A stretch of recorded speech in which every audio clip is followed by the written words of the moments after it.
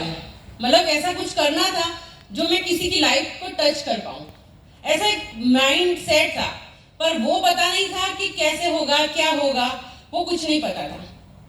पर दिन गुजरते गए, पढ़ाई चल रही थी और फिर सामने ये रह रहे थे, तो बस देखते देखते पता नहीं कब प्यार हो गया और फिर हमने शादी कर ली।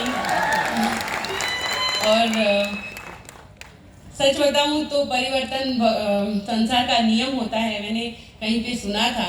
पर पता जब चला, जब शादी हो गई, उसके बाद जब जिम्मेदारियां आई साथ में, तब पता चला कि क्या जिम्मेदारी होती है। क्योंकि जैसे ही हम घर में एंट्री ली तो मैं सीधे 2 बच्चे, मेरी जेठानी की लड़की थी, वो जेठानी नहीं थे, तो मैं सीधे उनको टेक केयर करना था। बुजुर्ग सास ससुर थे, उनका टेक केयर करना था।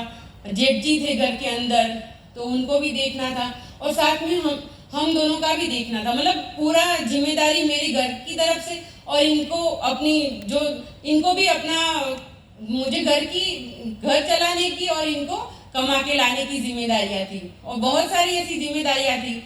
तो कभी कभी क्या होता है कि हम सोचते हैं कि हम शादी से पहले इतने सारे ड्रीम्स देखते हैं, सपने देखते हैं, और वैसे ही स्पेशली जब लव मैरिज होती है उसमें तो बहुत और भी कुछ ज़्यादा हो जाता है। क्योंकि हम जब साथ में बैठते हैं, बातें करते हैं और सोचते हैं कि हम गाड़ियाँ लेंगे, ये करेंगे, हमारी लाइफ ऐसे होगी, कहीं पे घूमने जाएंगे साथ में और लॉन्ग ड्राइव जाएंगे, मतलब क्या क्या नहीं देखा होता है, राइट। तो सब कुछ होता है, पर अगर हमारे पास टाइम नहीं है और मनी नहीं है तो कुछ भी देख लो सपने, क्या पूरे होंगे? तो ये कहाँ से, मतलब ऐसी लाइफ बहुत चल रही थी, उसमें साथ में ये हो गया कि हमने वहाँ पे एक नेटवर्क मार्केटिंग देखा, तो हमें एक आशा की किरण जगी हमारे लाइफ में कि चलो यहाँ से कुछ मिलेगा हमें। तो हम दोनों ने उस कंपनी के अंदर रात दिन मेहनत करी, 11 साल तक जुड़े रहे, बहुत पैशनेटली काम किया उधर। पर घर चलता था, ड्रीम नहीं पूरे हुए, और ड्रीम पूरे नहीं हुआ, उल्टा हम बहुत सारे कर्जे में चले गए थे। और उसमें वैसे दिन हमने देखे जो कोई देखना नहीं चाहता, वैसे दिन, मतलब क्या बताऊँ आप लोगों को मैं, वो दिन याद करते हुए भी मेरा दिल कांप उठता है। आज भी मैं याद नहीं करना चाहती, पर आज मैं आपको जरूर बताऊंगी, क्योंकि खाना, अपने ऑयल के बगैर खाना बनाया है किसी ने? मैंने बनाया है। एक बूंद भी ऑयल नहीं थी घर के अंदर और मैंने खाना पकाया। आटा नहीं होता था, कभी कभी कुछ ना कुछ कमी रह जाती थी घर के अंदर। पूरा थाली भर के जैसे खाते हैं ना, वैसे हम कॉम्प्रोमाइज वर्ड्स जो था ना, वो हमारी लाइफ से ऐसे चिपका था मानो वो फेविकॉल का जोड़ हो गया हो। ऐसा कॉम्प्रोमाइज था, इतने सेक्रीफाइस थे उसमें कि वो छूट ही नहीं रहा था हमारी लाइफ में से, निकल ही नहीं रहा था। मतलब अब एक बार मेरा छोटा लड़का था जो स्कूल में गया हुआ था, तो वो स्कूल में से वो प्यून आके मेरे घर पे छोड़ के गया, और मुझे ऐसा लगा पता नहीं उसको बुखार हो गया, पेट में दर्द हो गया, क्या हो गया होगा उसको। तो मैंने पूछा क्यों इसको छोड़ के गए हो, छोड़ने क्यों आए हो घर पे? तो उन्होंने बोला कि अब मैडम ने बताया है, प्रिंसिपल मैडम ने बोला है कि अगर फीस पे करोगे तब इसको वापस छोड़ने आना, वरना इसको स्कूल भेजने की जरूरत नहीं है।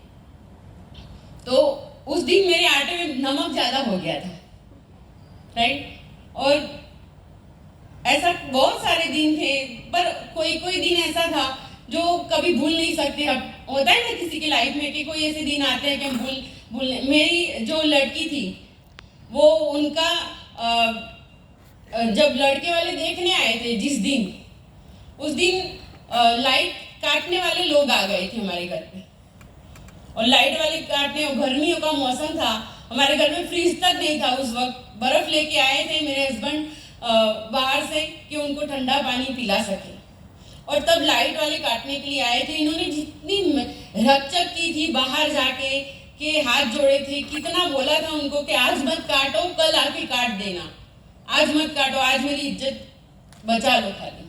तो वो दिन देखा था, वो तब बोल नहीं सकते किसी के, उस वक्त हमें हंसना पड़ता था, हमें अंदर पेन होता है, पर वो दिन हमें हंसते हंसते देखा था उस दिन, पर दूसरे दिन जैसे तैसे कर इन्होंने मैनेज किया था। पर वो दिन थे दूसरे की, वो दुकान चलाते थे, दुकान शोरूम था जो हमारा, उसमें सिक्योरिटी मुझे कभी नहीं दिखी। सीजन आती है फिर सीजन चली जाती है, सीजन आती थी तो ज्वेलरी लेके देते थे और सीजन जैसे चली जाती थी वही ज्वेलरी गिरवे रख देते थे। तो सिक्योरिटी कभी नहीं दिखी, मतलब कभी अच्छा है, कभी सो चल रहा है, तो कभी तो ऐसा लगता था कि अब कैसे जिएंगे, कैसे करेंगे। मतलब इतना हम दोनों ने स्ट्रगल किया लाइफ में, कितना काम किया कि दुकान संभालते थे, घर संभालते थे और बाहर भी हम इतना जाते थे, पर लोग हमें इतना सुनाते थे। हम कितनी मेहनत कर ले, कुछ भी कर ले, घर से बाहर जाते थे वैसे ही लोग सुनाना शुरू कर देते थे कि इनको क्या पड़ी है, इनको घर की नहीं पड़ी है, तैयार होके प्लान दिखाने के लिए चले जाते हैं, इनको घर का नहीं देखना है, ऐसा बहुत कुछ सुनाते थे। घर से बाहर कदम रखूं तो सामने वाले घर से मुझे एक औरत देखती थी, वो भले कुछ बोलती नहीं थी पर मुझे उसकी आंखों में जैसे सुनाई देता हो ना कि बंधन के अभी चली जाएगी, तो मुझे एक कदम पीछे हो जाती थी मैं उस वक्त। पर दूसरे ही वक्त ऐसा विचार आता था कि अगर मैं नहीं करूंगी तो मेरे बच्चों को ये औरत आके खिलाने वाली नहीं है, इसलिए मैं थोड़ा आगे चली जाती। तो ऐसे बहुत सारे दिन देखे मैंने कि मैं अगर ज्यादा कुछ बताऊंगी ना तो मुझे यहाँ पे आपको पानी देने आना पड़ेगा, मतलब मेरा गंगा जमुना फिर शुरू हो जाएगा, क्योंकि ये पेन है ना, वो कभी भी खुरोच हो वो बाहर निकलता है तो वो आंसू के साथ ही निकलता है, राइट। तो मैं ज़्यादा नहीं बताऊंगी, पर फिर हमारे लाइफ में वेस्टीज आया तो मैंने अकाउंट किया हुआ है, मैंने बजट बिठाया था। हमारा जो एक सेंट्रो कार थी हमारी, जो उसमें ईएमआई चल रहे थे, ईएमआई क्या बोलते हैं, वो रोल अप ईएमआई बोलते हैं ना, क्या बोलते हैं उसको, वो हो रहे थे उसके ऊपर, क्योंकि जैसे तैसे करके कार्ड के ऊपर पता नहीं क्या क्या कर रहे थे और कितने फोन कॉल आते थे सुनने को। मीटिंग्स लेने जा रहे हो और मीटिंग्स लेने के पहले ही किसी ने बहुत अच्छे से हमारी अच्छी भाषा में इनको सुनाया हो, मतलब इतना सुनाया हो, और तो भी ये मैं सच में बता रही हूँ कि वो सुन के अगर कोई बंदा मीटिंग कर रहा है एकदम एक्साइटेड होके, आप सोचो कि मैं जानती थी, मैं उनके साथ जाती थी, मुझे पता है कि अभी तो उन्होंने इतना, सामने वाला बंदा इनको इतना बोल के गया है और अभी ये प्लान ले रहे हैं, और वो सामने जो भी प्लान देखने बैठा है ना, उसको कभी नहीं महसूस होने दिया कि हमारे साथ क्या हो रहा है। हमारे साथ कभी मीटिंग्स लेने जाते थे, कभी कभी तो ऐसा भी होता कि हम इधर जो आपने देखा ना, वो गांव से हमको हिम्मतनगर होता था, वहाँ पे हमें बाइक छोड़नी होती थी, वहाँ से बस पकड़ के फिर अहमदाबाद आना होता था, क्योंकि हमारी वीकली मीटिंग्स अहमदाबाद होती थी, तो 80-90 किलोमीटर जैसा हो जाता है। तो वहाँ पे हमें जाना हो। रात को रिटर्न में जब भी हम पूरा दिन खाते नहीं थे, क्यों, अगर खाएंगे तो मीटिंग की टिकट के पैसे नहीं होंगे हमारे पास में, मतलब हमें खाना है या तो फिर मीटिंग करनी है, दोनों में से एक ही कर सकते हैं। तो हमने यही चूज किया कि हमें मीटिंग करनी है, क्योंकि मीटिंग करेंगे तो उसमें से पैसे आएंगे, नहीं तो मीटिंग नहीं करेंगे, अगर खाना खा लेंगे तो क्या। तो सब लोग हमें पूछते थे, क्योंकि सब एक ही गाड़ी में जाते थे, तो पूछते थे कि आप लोग क्यों नहीं खाते। तो हम कभी बोलते थे कि हमारा उपवास है, कभी बोलते थे कि हमें भूख नहीं है, कभी बोलते थे कि नहीं हमारी इच्छा नहीं है, मतलब कुछ ना कुछ बहाने करते रहते थे, बोलते नहीं थे कि हमारे पास पैसे नहीं है, कभी नहीं बताया किसी को, क्योंकि हमें काम करना था, हमें पता था, हमें किसी के आगे हाथ नहीं गिड़गिड़ाया आज तक, ना ही भगवान की दया है इतनी कि किसी के आगे हाथ नहीं लंबा करा। इन्होंने कभी मुझे भी नहीं फोर्स किया कि आप कहीं किसी मांगो या कुछ करो, हमेशा इन्होंने मेहनत करी, इतनी मेहनत करी। मैं देखती थी कि वो दुकान पे थे तो भी इतनी मेहनत, जब दूसरी कंपनी में थे तब भी इतनी मेहनत कर रहे थे, मतलब वो इतने जुनूनी है काम करने के लिए कि उनको सिर्फ काम मिले, उनको काम करना था और कुछ नहीं। मैं देखती थी जब वेस्टीज मिला और तब मैं नेगेटिव हो चुकी थी पूरी, क्योंकि मुझे ऐसा था कि हर जगह पे काले कौवे होते हैं, यहाँ पे कोई अच्छा होने वाला नहीं है।